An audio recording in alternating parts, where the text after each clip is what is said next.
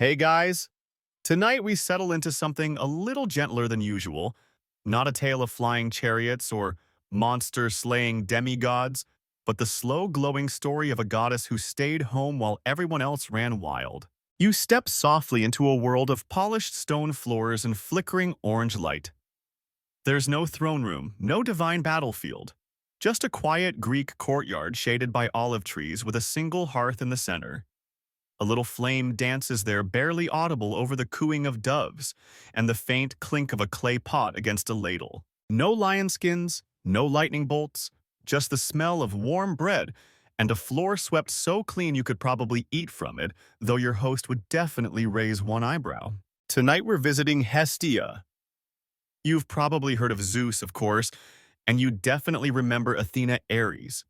Maybe even Dionysus with his party grape vibes. But Hestia, most people forget her entirely. She's not forgotten because she was unimportant, no. She's forgotten because she was helpful, calm, predictable, and when you're telling stories about gods, that's practically a death sentence. So before you get comfortable, take a moment to like the video and subscribe, but only if you genuinely enjoy what I do here. And if you're still awake by the end, drop your location and local time in the comments.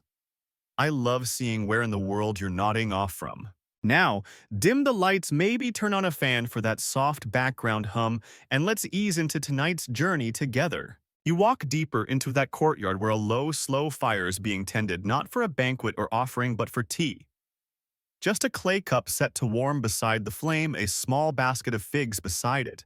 This, you're told, is Hestia's space. Not a palace, not a mountaintop, but a hearth which sounds modest until you realize that in ancient Greek life, the hearth was everything. It wasn't just where food was made, it was where families gathered, where prayers were whispered, where newborns were introduced to the gods. Literally, babies were carried around the hearth in a ritual called amphidromia, marking their formal entry into the household. If you were Greek, the hearth flame was more than fire. It was your god's presence flickering there, keeping your wine from spoiling and your roof from metaphorically or literally collapsing. And who kept that flame, who embodied it? Hestia, the firstborn child of Cronus and Rhea.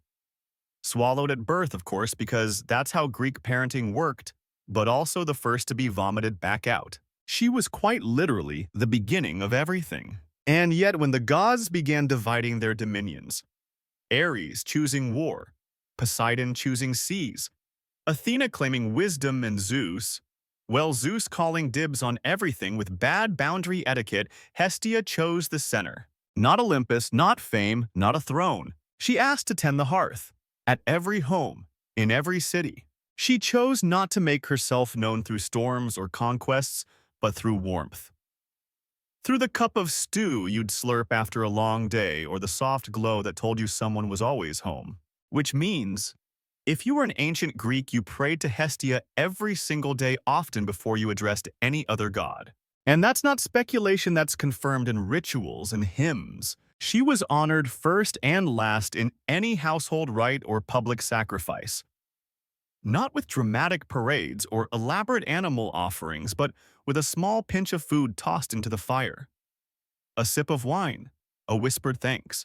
No drama, just devotion. Historians still argue whether Hestia had formal temples of her own or whether the hearth itself was her temple.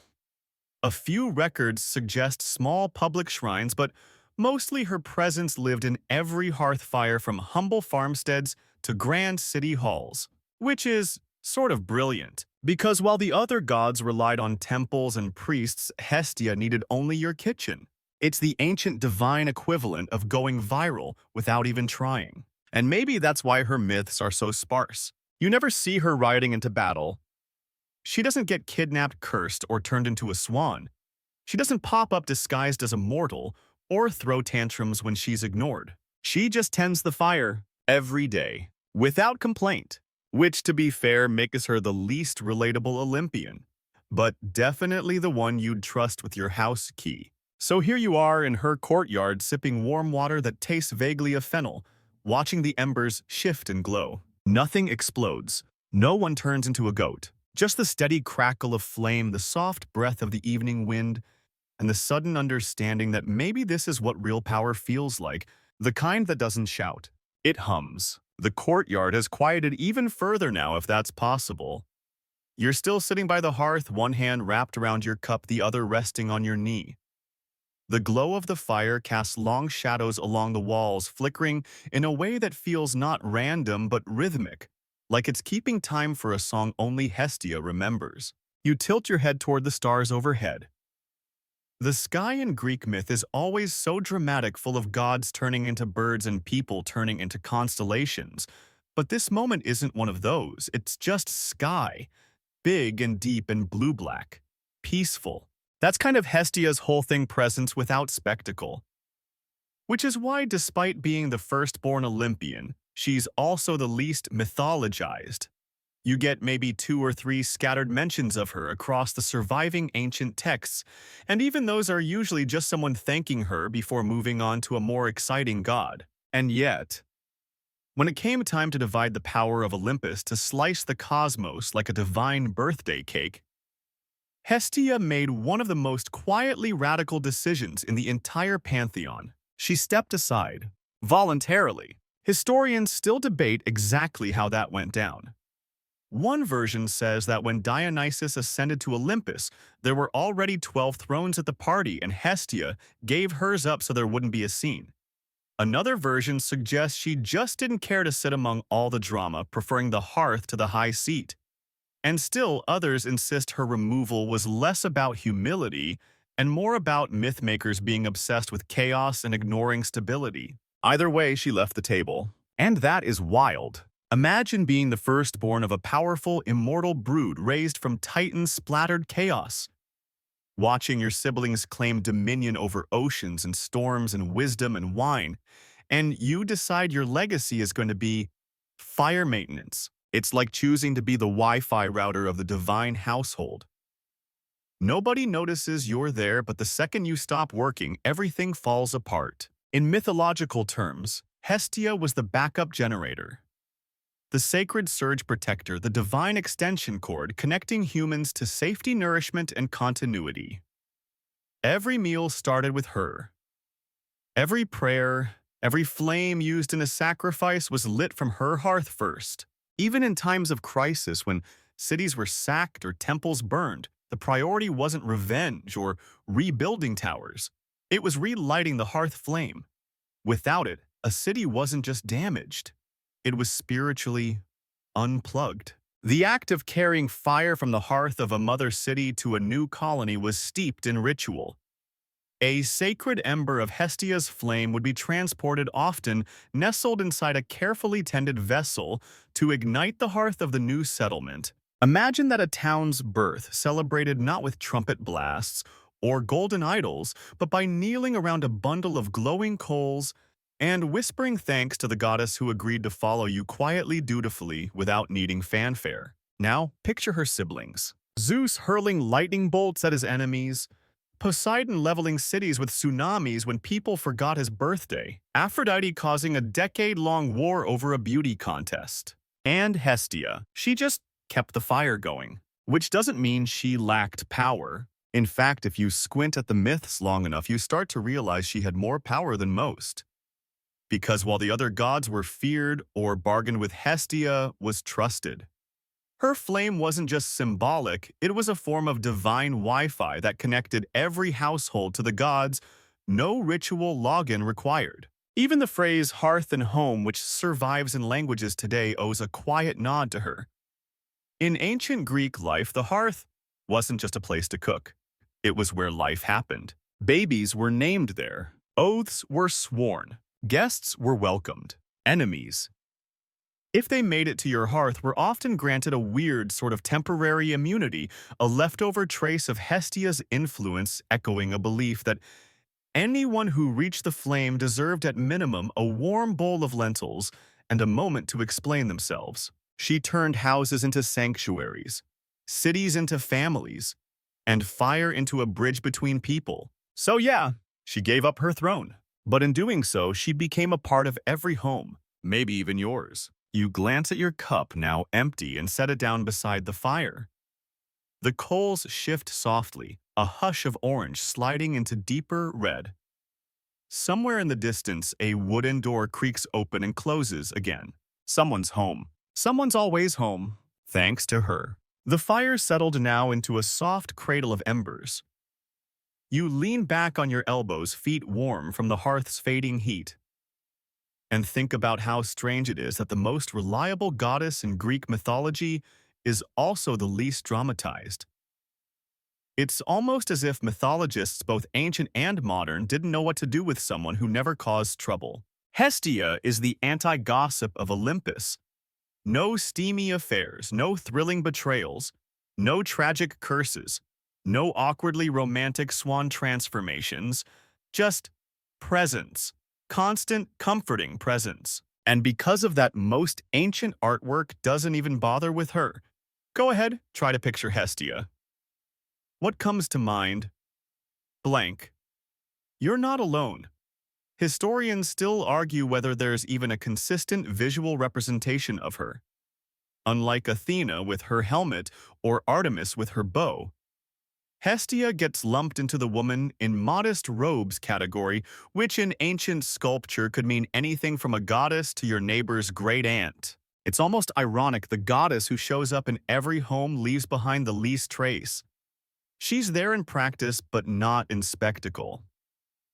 Kind of like those unsung production assistants on movie sets who literally keep everything from falling apart but never make the credits. And maybe that's why later retellings often edge her out entirely. In some list of the 12 Olympians, Dionysus replaces her. Yes, the literal god of wine and wild parties gets the seat once held by the quiet protector of sacred flames and hospitality. It's like inviting the rave DJ and asking the fire marshal to wait outside. But let's not be bitter. Hestia wouldn't be. She'd probably just offer Dionysus a cup of tea and remind him not to put his wine goblet down near the fire pit again. Seriously? It leaves a ring. You get the feeling she was the kind of deity who didn't need praise because she already knew her worth. The kind who saw all the Olympian tantrums and power squabbles and just kept stirring the soup. But here's the funny twist: despite the lack of statues, myths, and temple drama, she was actually omnipresent in Greek domestic life. Her role in the household wasn't just symbolic.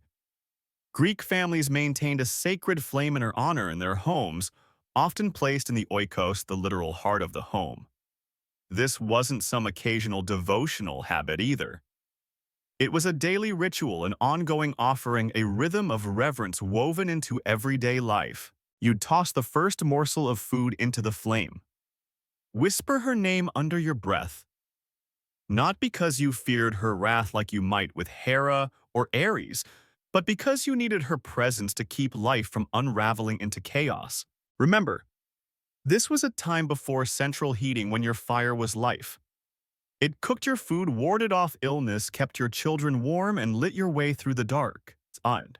No fire, no feast, no protection, no community, which meant no Hestia, no home. So while the rest of the gods were demanding festivals and epic poems, she quietly wove herself into something even more lasting: routine. And if you think that sounds boring, remember that routine is exactly what you're leaning into right now.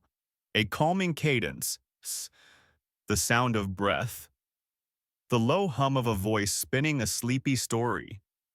You're not here for battle cries, you're here for that slow, steady heartbeat at the center of it all.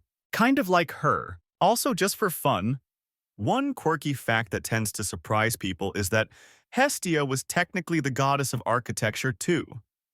Not the blueprints and columns, leave that to Hephaestus, but the soul of a structure. She made 4 walls into a dwelling. Her hearth was considered the symbolic center of the house, and any major construction in a city began with a flame lit from her altar. So next time you walk into a kitchen and feel inexplicably safe, or light a candle during a blackout, or curl up on a couch in your softest blanket, yeah, that's a little Hestia moment. No lightning bolts required. Even now you feel it. The warmth, the simplicity, the ease of a god who asks nothing more than to be remembered in silence and kindness. In the little first bite you don't even think about anymore. You poke gently at a coal with a stick. It flares orange, then settles. You don't need a temple. You've got her flame. You shift your seat slightly, folding your legs beneath you as the fire gives off a faint hiss like it's releasing stories in little whispers. If you listen carefully, you can almost hear them stories not of war but of bread baking, of olive oil, sizzling of prayer, said with closed eyes and full bellies. Because where Hestia was present, there was food, not the lavish kind that Dionysus would throw at his endless feasts, or the gluttonous sacrifices demanded by some other Olympians. No, Hestia was the queen of the first bite, a pinch of flour, a sliver of meat, a few drops of wine. You drop that tiny morsel into the fire before eating. Always. Not out of fear, but out of acknowledgement. It's this quiet system of offering that ties her so deeply to the rhythms of daily life. There's something kind of elegant about it, really. Other gods might have temples of marble, thunderous hymns, and wild parades. Hestia has the crust off your bread roll, and yet in a way that makes her more divine. And this brings us to one of the more unusual facts of ancient religion. She's often described as the first and last recipient of any public ritual. That's right. Every civic ceremony, every celebration, every sacrifice, Hestia was invited before anyone else and thanked last after everyone had their fill. She was the divine version of bookends. No ritual started or ended without her. She didn't make demands or threaten punishments. She just was. And yet, even with all this spiritual prominence, she never developed much of a cult following. No traveling priest spreading her gospel. No elaborate mystery schools devoted to unlocking her sacred truths. Historians still argue whether this was because she didn't need institutionalized worship or because the people closest to power overlooked the influence of quiet constancy. A classic case of loud gods getting the scrolls while the silent ones get the dishes done. But don't mistake her modesty for irrelevance. The hearth, her domain, was literally the first thing built in any Greek home.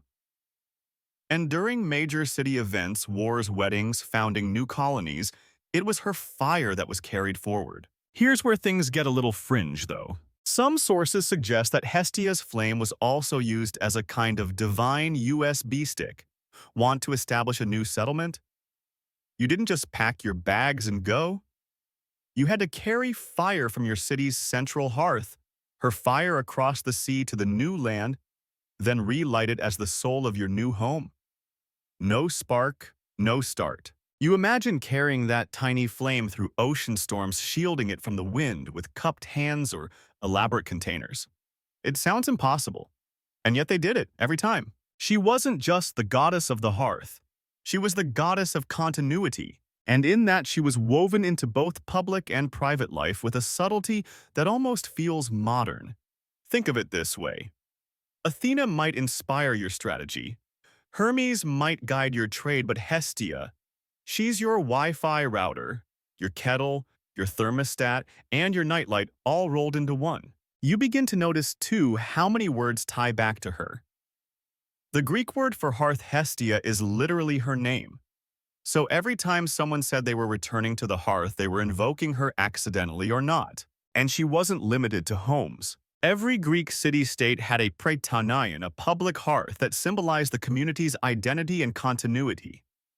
That fire tended by officials and never allowed to go out was a civic heartbeat. If a war broke out or the population had to flee, the fire would be carried to safety like the soul of the city itself. In some ways, you think Hestia might have had the highest security clearance on Olympus. She didn't rule the ocean, but her flame burned in every port. She didn't command armies, but every sword was forged by her warmth. She didn't cast spells, but every spellcaster needed light to read the incantations.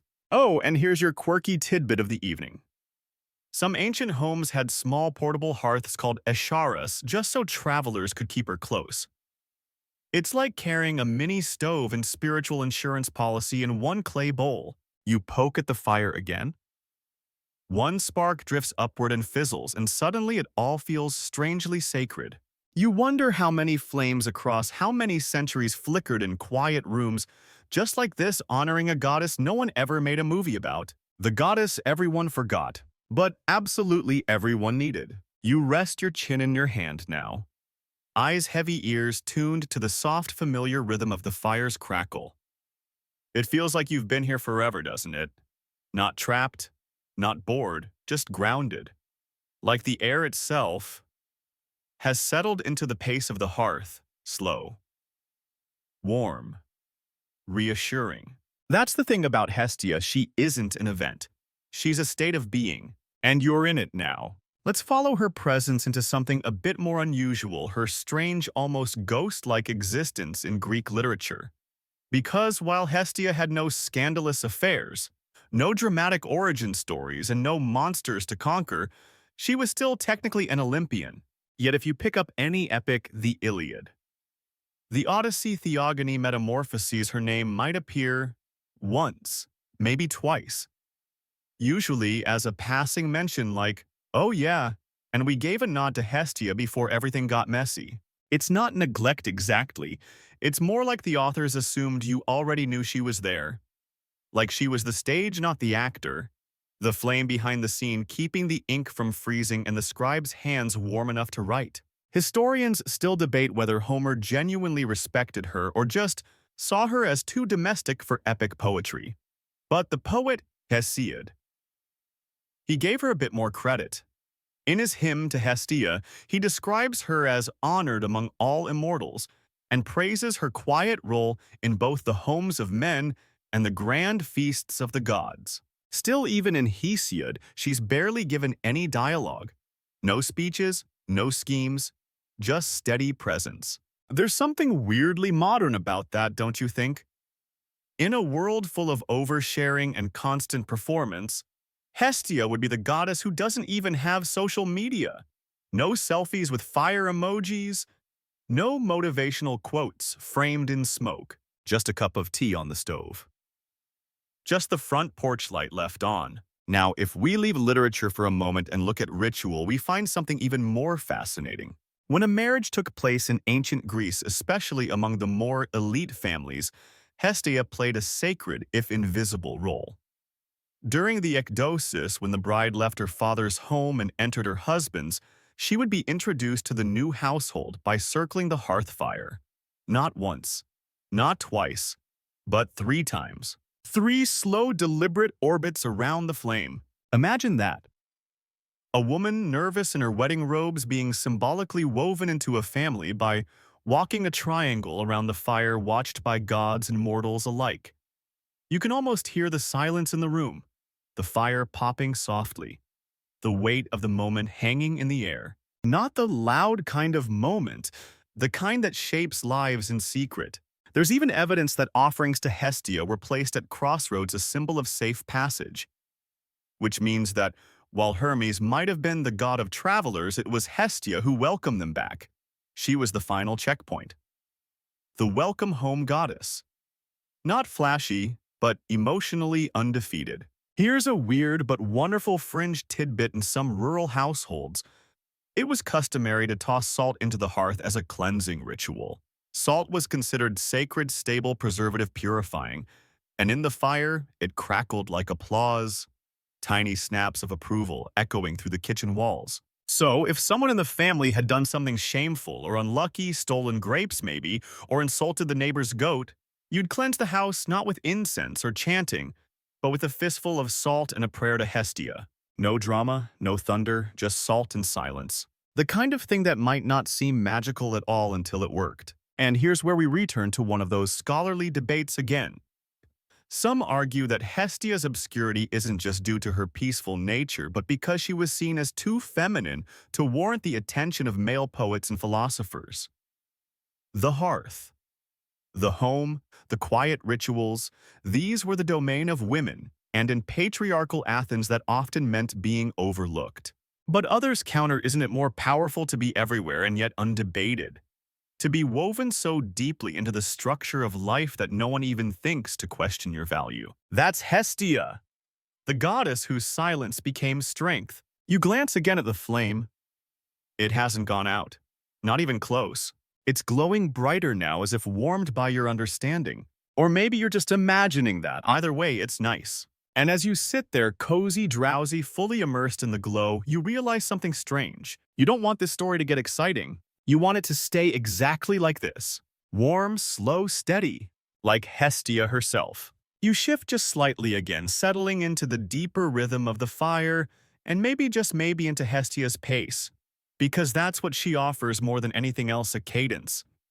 A slow, sacred rhythm of life that hums underneath the clatter and clang of gods and heroes. She isn't flashy, but she's foundational. And nowhere is that more clear than in how she shapes the invisible architecture of hospitality in the ancient world. See, the Greeks didn't have a word for Airbnb or guest room, but they did have xenia, a concept so deeply embedded in their society that even the gods played by its rules. Xenia wasn't just politeness. It was a spiritual and social contract, a sacred duty to host strangers with care, food, protection, and you guessed it, a fire to warm them. Guess whose domain that fire fell under? That's right, Hestia. And it's not just about literal warmth. Her fire was symbolic protection. A traveler who reached your hearth was considered under divine safeguard. Even if they were covered in mud, carrying suspiciously pointy weapons, or asking weirdly specific questions about your daughter's dowry, you gave them bread. You let them sit near the flame. You didn't ask too many questions, at least not until after the soup. Even Odysseus, the king of bad luck, and weirder disguises benefited from this unspoken rule. He could show up dressed like a shipwrecked walrus and still get a bowl of stew, all thanks to the sanctity of Hestia's hearth. Now, here's the quirky bit: in some rural homes there was an actual threshold stone that marked the moment a stranger crossed into sacred guest territory. Once their foot passed that line, they were no longer just some guy in sandals, they were family. Temporary family, but still. And what sat just beyond that stone? The hearth. Always. Historians still argue whether Hestia's role in these rituals came from her association with older pre-Olympian domestic deities, or if her power created the rules of hospitality in the first place. It's a bit of a chicken and divine egg debate. But either way, once Hestia got involved, xenia wasn't just custom, it was cosmic. This isn't small stuff. You could literally start wars by violating xenia. Just ask Paris, the guy who thought stealing someone's wife was acceptable vacation behavior. Spoiler, it was not. But Hestia's influence doesn't stop at strangers and soup bowls. She also played a role in family memory. In some households, the hearth was treated as a kind of ancestral shrine. Ashes from older generations might be preserved there. Names might be whispered to the flame. It wasn't flashy ancestor worship, no gold masks or spooky rituals, just an ember-lit remembering. The hearth became a time machine connecting you to people you never met, but still owed your nose shape and stubbornness. You stir the fire again. It responds with a soft puff, as if exhaling. Maybe, just maybe, someone's name is still floating in the smoke. And the layout of ancient homes reflected this sacred relationship. Many Greek houses were designed so that you literally had to pass by the hearth to reach the central rooms. You couldn't avoid it. You couldn't sidestep that flicker of divinity and routine. In a world full of chaos, storms, pirates, gods with impulse control issues, the hearth was the one stable checkpoint in the game. It's kind of like walking past your fridge every time you leave the house now. Only instead of leftovers, there's a goddess chilling inside it, nodding at you gently and reminding you to take your keys. But Hestia's flame didn't just glow at home. It also burned in state buildings where the affairs of cities unfolded. The Prytaneon. Remember the public hearth. Imagine being a citizen summoned there to receive honors, or a criminal tried under the sacred watch of the fire. It's like if your DMV also doubled as a temple. The fire burned through it all, celebrations, lawsuits, taxes. It made sure nothing was just bureaucracy, everything had a heartbeat. So you're not surprised when you hear scholars argue that Hestia wasn't just about flame or family. She was about alignment between mortal life and divine order, between private rituals and public ceremonies. She was the unseen glue, the divine duct tape. And in that role, she reached even the parts of Greek life no one else wanted, like cleaning, like waiting, like the patient art of listening to a child tell a long, meandering story about a rock they found. The things that don't get written down but define you anyway, that's where Hestia lives. Still, you glance around your quiet room. The light is softer now. The warmth feels more internal than external. You're not just hearing about the goddess of the hearth anymore. You're sitting with her. The fire barely makes a sound now, just the occasional whisper like it's telling secrets to the shadows curling against the walls.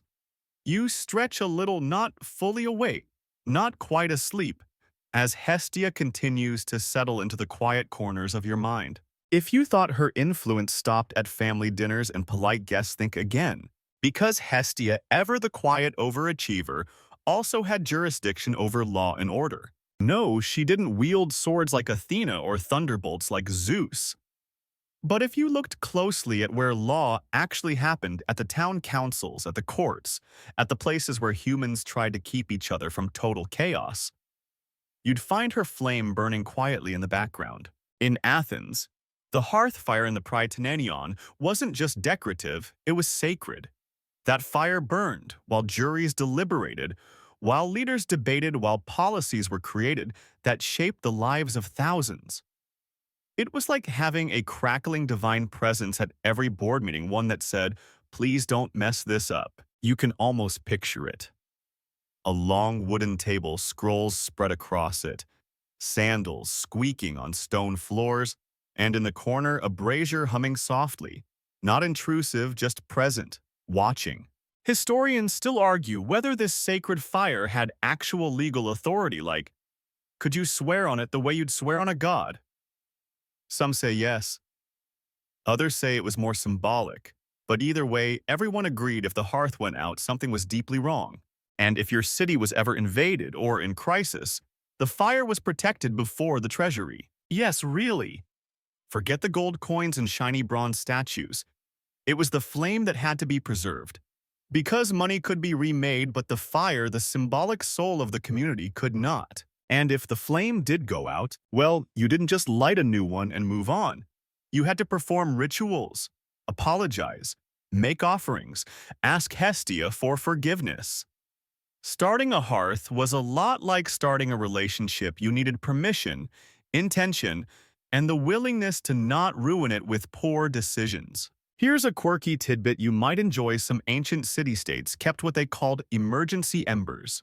These were coals kept alive underground or in sealed urns in case of fire loss.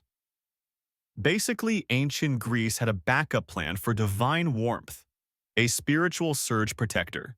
It's not unlike when your Wi-Fi goes out and you scramble to reset the router while whispering gentle prayers. Meanwhile, let's talk a little about colonization, but not the empire-building kind you're used to from later European history. In ancient Greece, founding a new colony wasn't about conquest. It was more like spiritual franchising. And every time a group set out to start a new settlement, whether in Ionia or Sicily or some tiny island that may or may not have existed, they brought Hestia's flame with them. Not a new flame, not some flint and rock situation. The flame from their home city's central hearth, carried across the sea in special vessels, sometimes nestled in sand or ashes.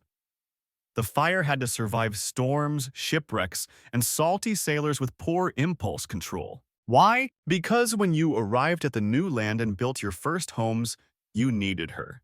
You needed that specific fire to light your new hearth. It was like downloading the latest update of Civilization.exe with all the blessings pre-installed. That spark didn't just start a kitchen. It started a people. And that's something not even Poseidon or Apollo could claim. They had temples and monuments. Hestia had a spark passed hand to hand, generation to generation. She was in a very real way the goddess of beginnings, which is ironic considering she often got forgotten by the time the big myths rolled around. But maybe that's the point. She didn't need the last word. She was the first. So you sit now, a little warmer, a little sleepier, wondering if maybe every ritual you have, your morning coffee, your bedtime routine, your favorite hoodie, you never wash enough, is your version of the hearth. Little sacred rhythms, tiny invisible flames. You think back to that scholar who called Hestia the invisible deity. Not because she was hidden, but because she was so obvious no one thought to name her. You see her now, in the glow of your screen, in the hum of your space, in the way your breathing slows and syncs with the fire's rhythm. The flame doesn't need to roar. It just needs to stay. You exhale slowly, letting the sound of your breath mingle with the soft hiss of imaginary embers. It's almost like your body's syncing up with something ancient and steady, like a metronome that's been ticking through human history for thousands of years. Tick-tock, toast, the bread whisper, a prayer, repeat. Tonight that metronome is Hestia, and even though she rarely appears in stories, the ones she does touch, they take on a different shape, subtle, slower, more about presence than plot. Take her siblings, for example. You've got Poseidon, god of the sea and temper tantrums. You've got Zeus, who never met a boundary he didn't want to cross. And Hera, whose vengeance is as legendary as her side-eye. In a family of divas, Hestia is the quiet one at the table, serving the food, stoking the fire, listening more than speaking. But here's the wild thing. In some versions of the myth, both Poseidon and Apollo wanted to marry her. Let that sink in for a moment. The sea god and the sun god, two of the biggest names in the divine dating pool, both tried to win the hand of the goddess of the hearth. And Hestia, she said no to both. Flat out no drama, no scandal. She made a vow of eternal virginity and asked Zeus to honor her decision. And for once, Zeus actually respected someone's boundaries. Historians still argue whether this decision was a symbol of her purity, her independence, or her refusal to get sucked into Olympian soap opera antics. Whatever the reason, it set her apart. Hestia became the only major Olympian without a romantic subplot. No seductions, no betrayals, no monsters born from trysts with swans or clouds or golden rain. She just opted out, which in ancient myth is like saying no thanks to a starring role in a Marvel movie. It's not that she wasn't powerful, it's that she was enough without being dramatic, and that changes how you read her entire presence. She didn't need to conquer. She didn't need to win the hearth. She was the hearth. And because of that, Hestia represented agency in a way that often got ignored. She chose stillness. She chose not to marry. She chose to guard the fire not just metaphorically, but literally in temples and homes and public buildings across the Greek world. Here's your quirky tidbit for tonight. The Vestal Virgins of Rome, who maintained the eternal flame in the Temple of Vesta, her Roman counterpart, were among the most respected women in Roman society. They were granted legal rights other women didn't have. Their word held weight in court. They were basically walking symbols of civic stability. So yeah, Hestia's influence wasn't just Greek. It spread. Quietly, steadily, like fire once it catches. And in return, people treated her flame like royalty. If a Vestal let the flame go out, it was considered a cosmic emergency. There were ceremonies to repurify the temple. The priestess might even be punished not out of spite, but because the fire was more than fire. It was a signal to the universe. We are still whole. So think about that next time your microwave clock resets. And here's a fringe fact that's more poetic than practical. Some Greek philosophers believed that Hestia's flame was a reflection of the cosmic hearth, the central fire of the universe around which everything revolved. An invisible, eternal warmth that kept the cosmos from spinning into chaos. You're not sure whether that's science or metaphor, but it makes you feel good. Safe. And as you lean back, letting your shoulders go heavy, you realize something kind of hilarious. Hestia may be the most relevant goddess in your modern life. She's the one you channel when you light a candle after cleaning, when you make tea for someone who had a rough day, when you cook a favorite dish not to impress anyone but just to feel home again. You don't need to believe in gods to believe in that. The fire flickers. Somewhere inside you, it stays lit. By now, you're fully in it, the warmth, the hush, the timeless rhythm that makes you feel like you've known Hestia all along. Even if this is your first formal introduction, she's been lingering quietly in your routines. Your comfort food, your favorite blanket fresh out of the dryer. And tonight, as we continue drifting through her quiet realm, we're finally going to talk about the thing most people don't realize. Hestia was technically replaced. Yep. Demoted. Shuffled. Gently bumped from the Olympian group chat in favor of someone shinier, noisier, and frankly way more dramatic, Dionysus, the god of wine revelry and regrettable tattoos. Now, before you get defensive on her behalf, don't worry, she didn't storm off or throw plates. Hestia being Hestia volunteered. According to some mythic traditions, when Dionysus came along, Olympus already had 12 seats. So either someone had to leave or the whole setup would go out of whack. And since every other god had their vanity, ambition, and unresolved sibling trauma, it was Hestia who quietly offered to step aside.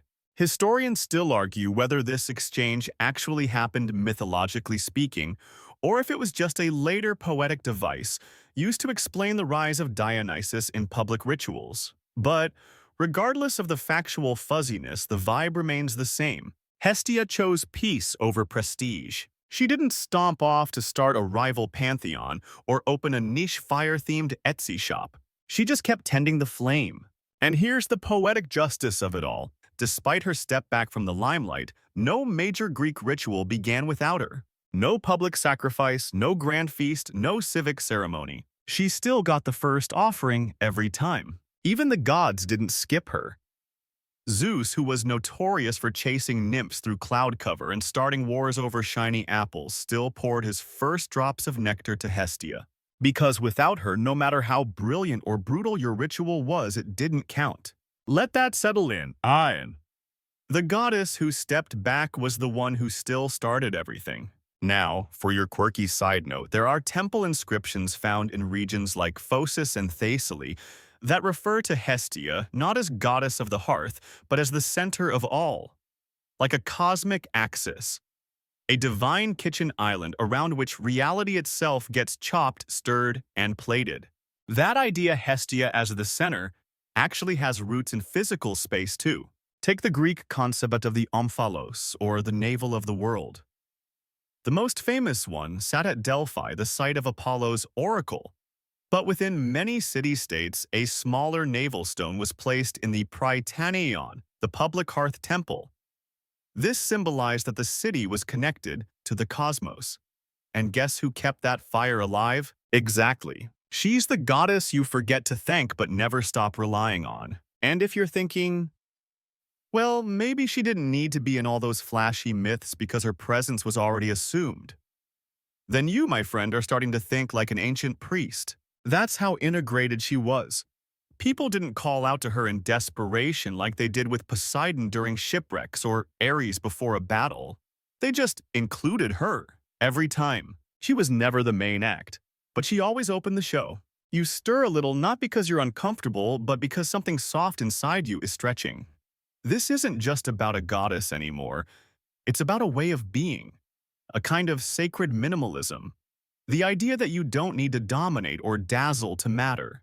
You can just hold space. And that brings us finally to her temple structures, or rather, lack of them. Unlike Athena or Artemis or Hera, Hestia rarely had big flashy temples.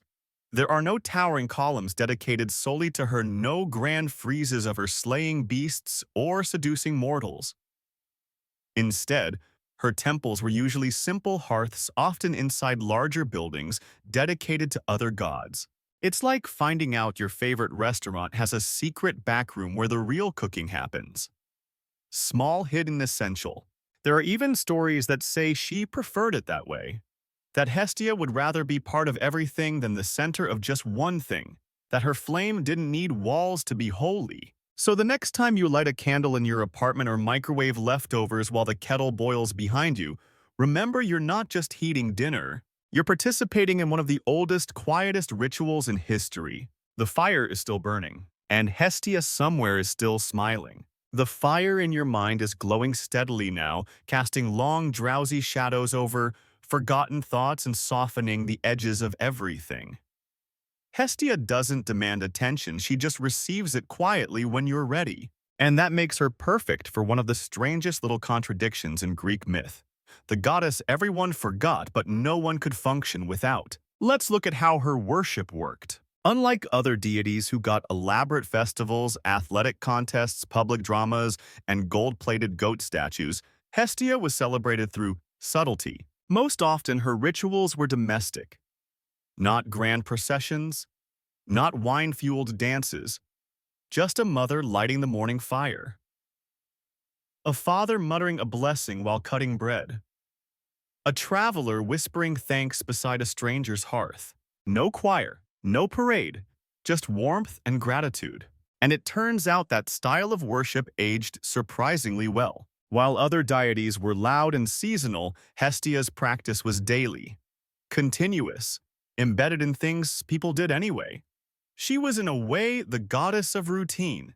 Historians still argue whether this made her worship more personal or simply more ambient, but either way, it meant she stayed relevant long after people stopped believing in gods altogether. You can still see traces of her in Orthodox Christian rituals today, especially in Greek homes where candles burn before family icons. The language may have changed, but the rhythm is familiar. And here's your quirky tidbit of the night: in some rural villages well into the Middle Ages, households kept a sacred poker, yes, as in a stick for stirring the fire in a respectful way. It wasn't just a tool, it was a ritual object. If you dropped it or used it wrong, you had to apologize to the poker, and by extension to Hestia. Imagine living in a world where accidentally poking a log wrong meant divine side-eye for the rest of the day. And this idea of fire behavior being sacred didn't stop at home. It carried into public spaces, especially when founding new cities or enacting treaties. People would swear oaths over flames. New settlements would light their hearths from the mother flame of the original city, and embassies carried embers with them to ensure peaceful relations. Fire was politics. Fire was diplomacy. Fire was Hestia. Even money had her touch. In some city-states, coins were first ritually offered at the hearth before being circulated. Which means, yes, you could argue that Hestia literally blessed your lunch budget. And if you dig a little deeper into mythic parallels across the ancient world, you find echoes of her everywhere. In the Roman Vesta, in the Hindu Agni, who is both flame and messenger. Even in Slavic hearth spirits, tiny household guardians that reward kindness and punish carelessness with firewood. It's like every culture needed something quiet.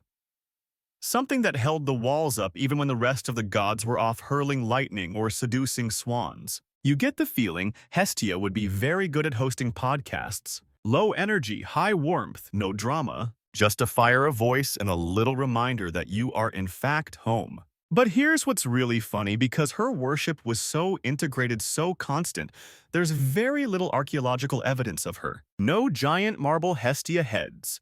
No 10-ton bronze statues, just a lot of empty hearths and worn-down stone circles that archaeologists have to squint at and say, well, maybe this was hers. It's like trying to find a monument to breathing. You don't notice her until she's missing. You don't know how much you needed her until the room gets cold. And maybe that's why Hestia always speaks in a whisper. Because fire doesn't need to yell to be heard, it just needs space. Oxygen, respect. The same goes for people, honestly. You stir again, this time not from discomfort, but from recognition. There's probably a little Hestia in you. In the way you bring order to chaos. In the quiet way you love. In how you warm a room just by being in it, even if no one notices right away. That's divine too. And the next time someone asks you which Greek god you'd be, go ahead, say Hestia. Then smile when they say, who? You'll know. And somewhere far from marble temples and thunderclouds, a small flame will flicker in approval. The world is quiet now. You've settled into it. The fire, the rhythm, the soothing truth that not all power is loud, and not all gods need a spotlight to shine. Hestia is proof that a whisper can carry more meaning than a shout. Tonight you return again to her most essential symbol, the hearth. It wasn't just a fireplace. In ancient Greece, the hearth was the center of everything physically, spiritually, symbolically. Each home was built around it. Meals were cooked there, prayers were offered to it, decisions were made beside it. Babies were presented to it, newlyweds made offerings to it, and visitors were welcomed with bread toasted above it. That little glowing pit was an altar, and it belonged to Hestia. The fire had to be tended constantly. It couldn't go out. If it did, because of negligence or carelessness or even just bad luck, it wasn't just annoying, it was ominous. Like accidentally hanging a painting upside down and feeling the room go weird. Families would perform a cleansing ritual before relighting it, asking Hestia for forgiveness and re-inviting her spirit into the home.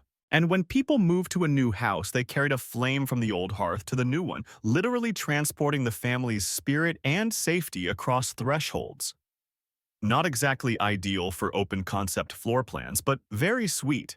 Historians still argue whether Hestia's presence in the hearth was seen as literal, like a soft little goddess chilling in the coals, or metaphorical, like a warm vibe.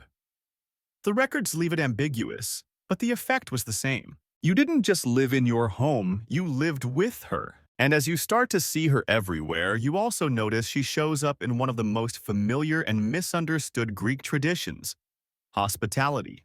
The Greeks called it xenia. And while Zeus was technically its enforcer, he who punished oath-breakers and rude hosts, it was Hestia who enabled it. Because without her fire, you couldn't host anyone. Picture it: a dusty traveler knocks on your door. You invite them in, stoke the fire, offer olive bread and honey, pour a little watered wine. You sit near the hearth. No names are exchanged yet. No business is discussed. You're just two people breathing warm air, grateful for quiet. That moment, that's all Hestia.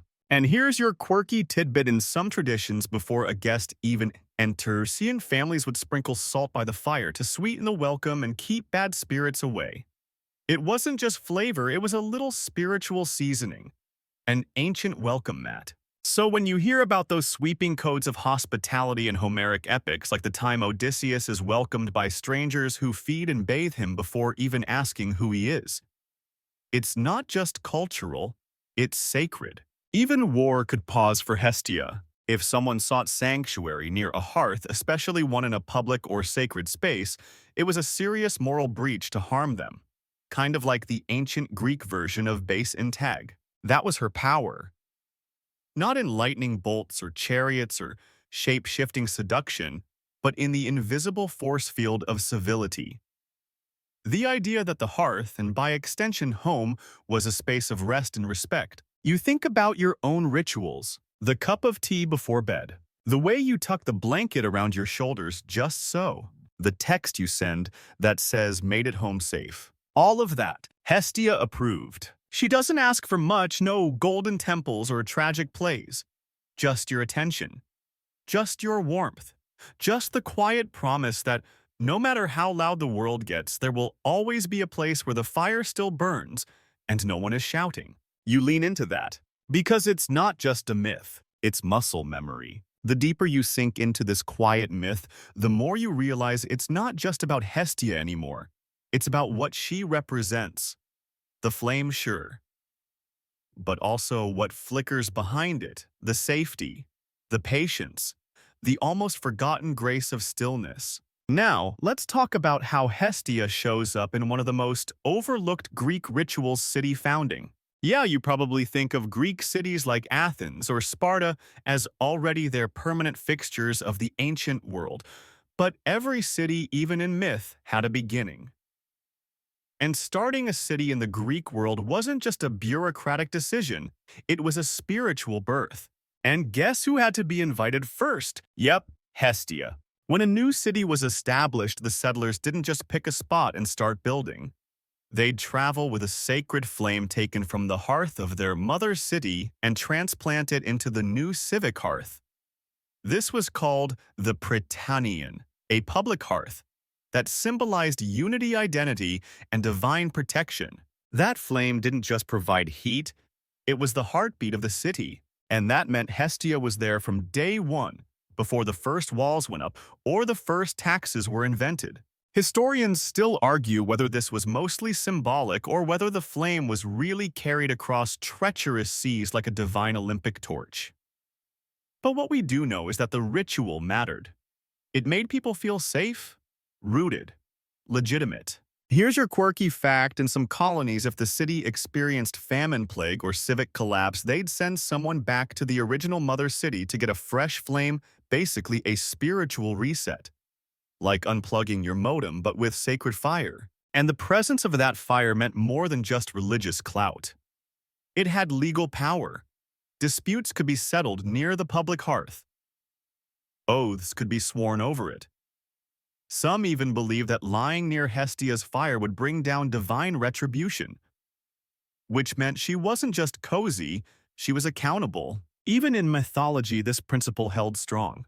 There's a sweet little fragment in some regional myths about a wandering hero, possibly one of those interchangeable sons of Zeus who stops in a city and lights a hearth for the locals.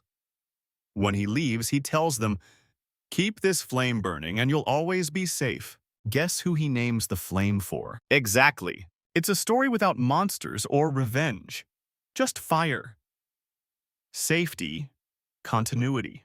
You could argue Hestia was the original patron of infrastructure. Not sexy roads and statues, but the invisible glue.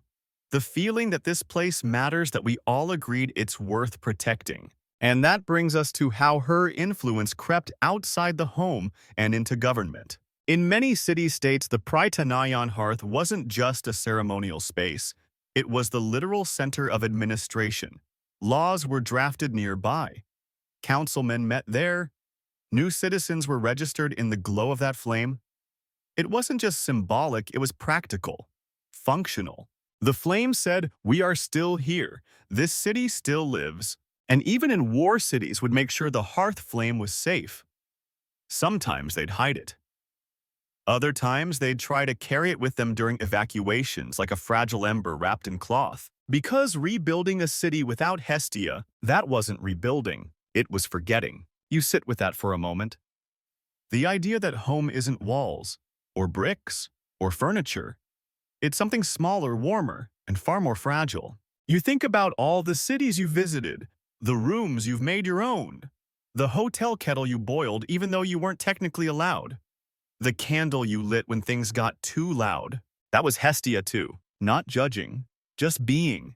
Just saying, "I'll be here when you're ready." And when people were really ready, when they married, when they returned from war, when they buried the dead, it was always beside the fire that they began again. Hestia didn't promise transformation. She promised continuity. The warmth you return to after chaos. The light you leave on just in case. The sacred little flicker that says, "This is home and you are safe." At this point in your sleepy drift through Hestia's quiet world, the flicker of her presence feels less like a myth and more like muscle memory.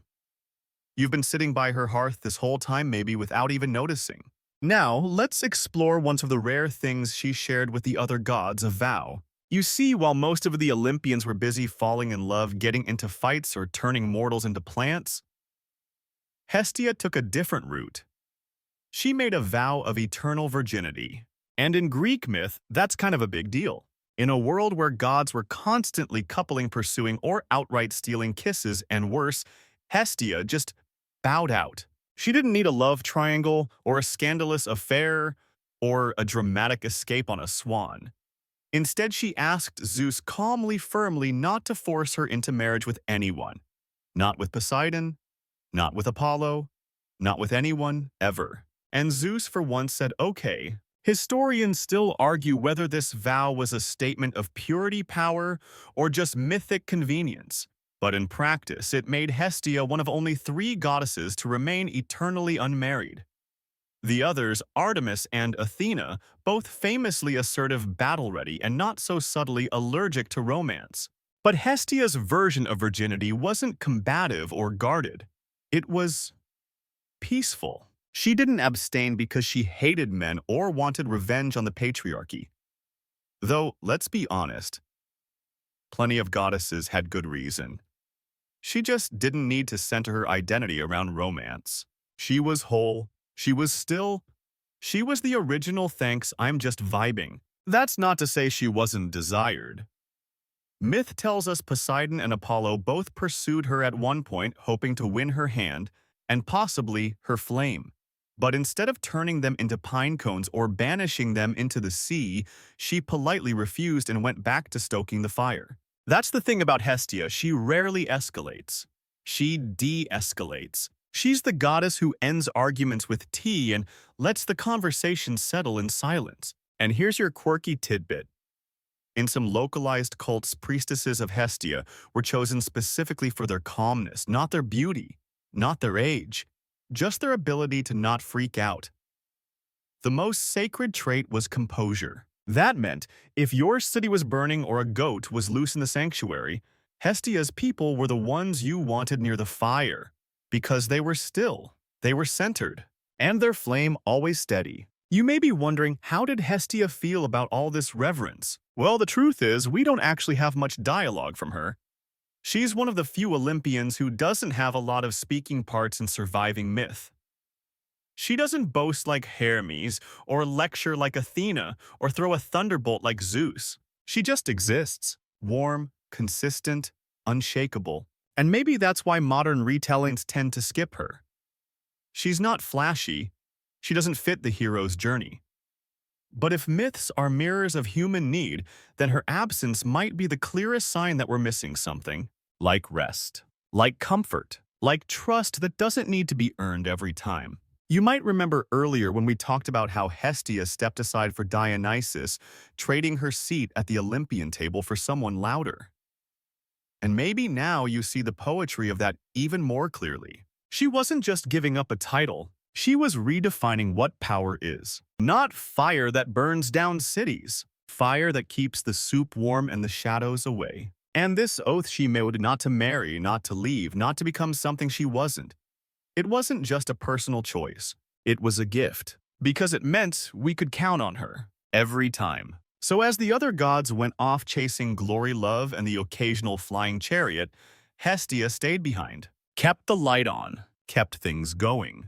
And when they came home drunk, wounded, victorious, or lost, she was always there. Still is. You're nestled deep now, nearly swallowed up by warmth, your thoughts flickering like embers. Hestia's presence is steady, unmoving, but never cold. And as we near the final stretch of this story, we reach one of the most delicate and revealing parts of her myth, her retreat. You remember that scene how she gave up her seat on Olympus for Dionysus? It wasn't a dramatic exile. No epic showdown, just a quiet choice. And that in itself is remarkable. The Olympian Council was well not known for its grace. Pride, rivalry, power grabs, those were the norms. Gods elbowed each other for status. Athena burst out of her father's skull just to jump the line. Hera staged rebellions. Poseidon threw tantrums when he didn't get islands. And yet here comes Hestia, one of the original 12, offering up her place. Not because she was weak, because she was secure. Historians still argue whether this exchange happened for mythic balance, symbolic logic, or later cult popularity. But either way, it reshaped the story of Olympus. Dionysus, god of wine, madness, and theater, joined the roster. Hestia slipped into the background. Only not really. Because even though she wasn't on the roster anymore, she was still everywhere. Still invoked first in prayers. Still present in every hearth and home. Still the first and last to receive offerings at a feast. In stepping down, she actually expanded. She became untethered from Olympus but rooted in every mortal fire. And here's your quirky tidbit in some late Roman adaptations. Hestia is portrayed not as retiring, but ascending, rising like pure flame to inhabit all fires, not just the one on Mount Olympus. It's kind of like a divine promotion, dressed as a demotion. What a flex! But what really tugs at your sleep-heavy heart is what this tells us about how we define importance. So much of myth and modern life really is about visibility. Who's on stage? Who's trending? Who's the loudest voice at the table? And Hestia, with her flickering smile, reminds you that sometimes the most necessary person is the one who says, "I'll make room." Not because they aren't strong, but because they know they are. In fact, there's a half-forgotten fragment of an Orphic hymn that paints Hestia not just as goddess of the hearth, but of the pause. She's the breath before a speech, the hush before dawn, the moment between laughter and sleep. It's hard to worship that. Hard to build a statue to silence, but you feel it deeply, especially now. You also start to notice how many modern analogs she has, even if we've stopped using her name.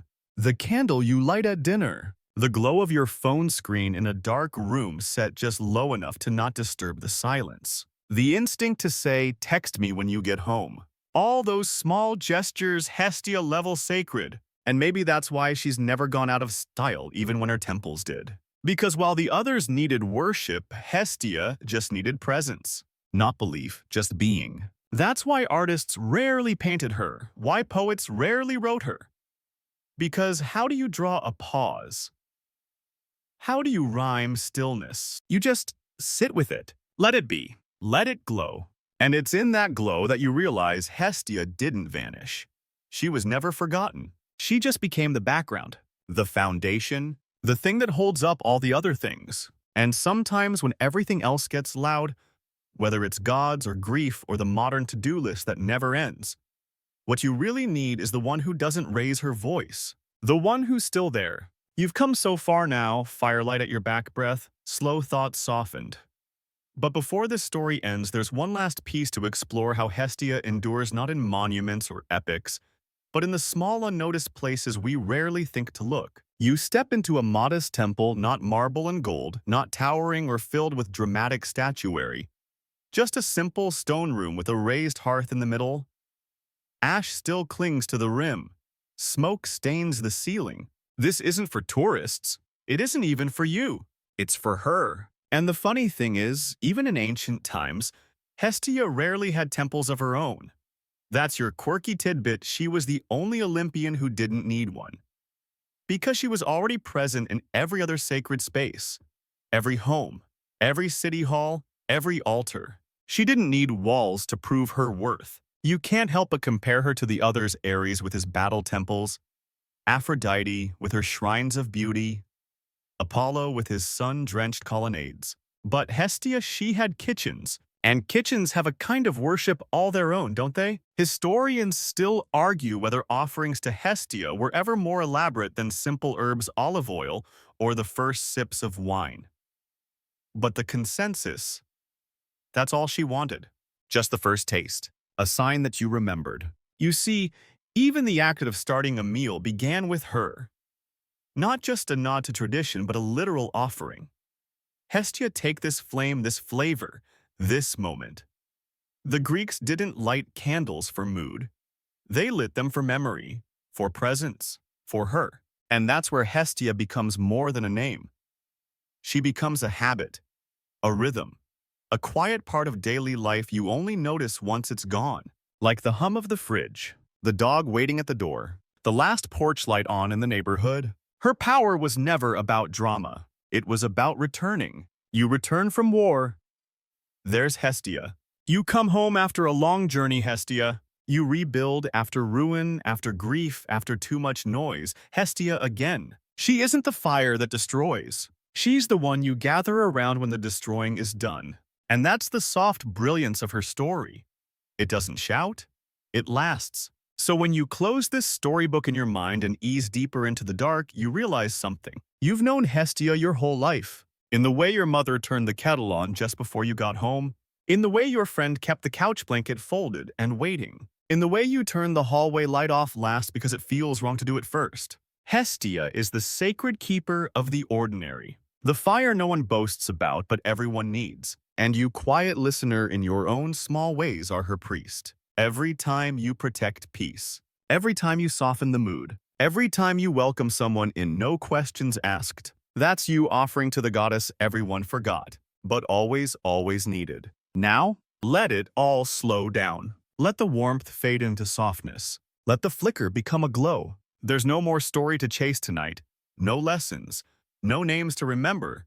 Just the gentle certainty that somewhere in every place that matters, a fire still burns. It doesn't need your attention. It only needs your presence. So rest easy. Let the hearth hold you. Let the goddess of calmness and return Fold the night around you like a familiar blanket. Sleep comes quietly here, and Hestia, like always, is already watching the flame.